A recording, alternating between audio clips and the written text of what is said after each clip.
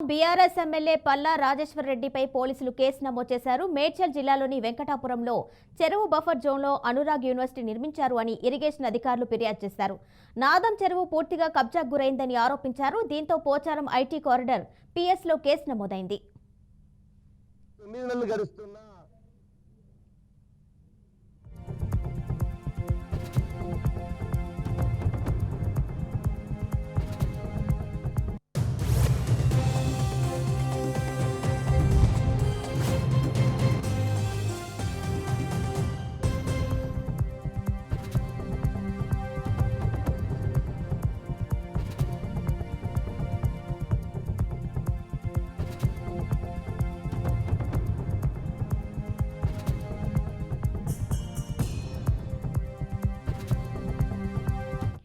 BRS MLA Palla Rajeshwar రెడ్డిపై పోలీసులు case నమోదు చేశారు.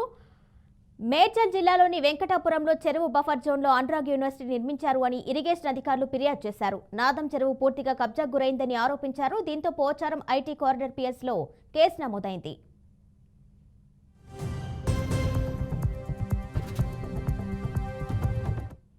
దీనిపై మరింత సమాచారం మా అవుట్పుట్ ఎడిటర్ రాము అందిస్తారు. రాము, చెప్పండి, బీఆర్ఎస్ ఎమ్మెల్యే పల్లా రాజేశ్వర్ రెడ్డిపై పోలీసులు కేసు నమోదు చేసినట్టు తెలుస్తుంది. డీటెయిల్స్ ఇవ్వండి.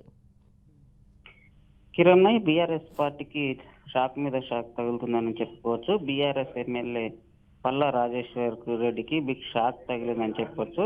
మేడ్చల్ జిల్లాలో పల్లాపై కేసు నమోదైంది. వెంకటాపురం బఫర్ జోన్ లో అనురాగ్ యూనివర్సిటీకి సంబంధించిన నిర్మించాలని గతంలో ఏదైతుందో దానిపైన ఫిర్యాదు చేశారు.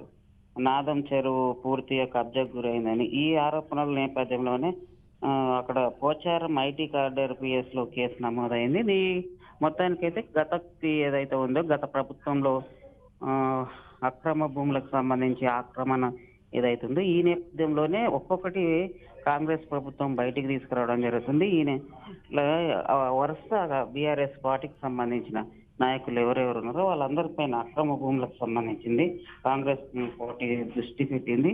దీనికి సంబంధించిందే ఒక్కొక్కటి బైక్ తీసుకొచ్చి కేసులు నమోదు చేస్తున్నారు చెప్పుకోవచ్చు. ఇప్పుడు ఇక ముందు చూసుకుంటే ఇన్కన్వెన్షన్ సంబంధించింది ఏదైతుందో హైడ్రా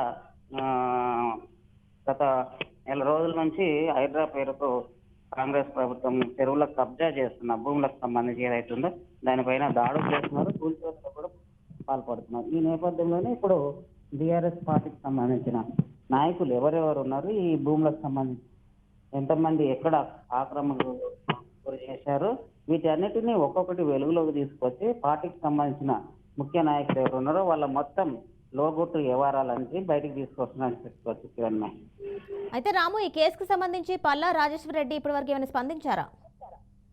కిరణ్, ఇప్పటికైతే పల్లా రాజేశ్వర్ రెడ్డి ఇంకా స్పందన రాలేదు. కాసేపు స్పందించే అవకాశం ఉంది. అసలు అది నిజంగానే అక్కడ భూమి ఆక్రమించారా, ఏంటి కొనుగోలు చేశారా, ఏంటి కాంగ్రెస్ ప్రభుత్వం చెప్తున్నట్లు ఇవన్నీ పల్లా రాజేశ్వర్ రెడ్డి కాసేపట్లో మీడియా ముందుకు వచ్చే అవకాశం కనిపిస్తుంది. Kiran, right Ramu, thank you.